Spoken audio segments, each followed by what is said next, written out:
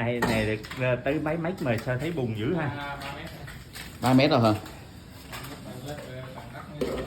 Đình công à, nếu mà canh cũng phải tới đất cát rồi nửa rừng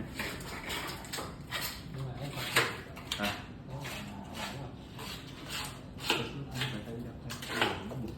Chục cha bùn không. Bùn thì người ta đóng từ không bùn nó đóng từ. Mới được 3 mét thôi hả? Đúng rồi.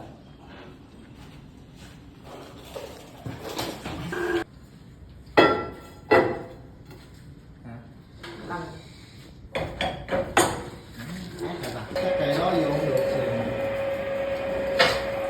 quá rồi.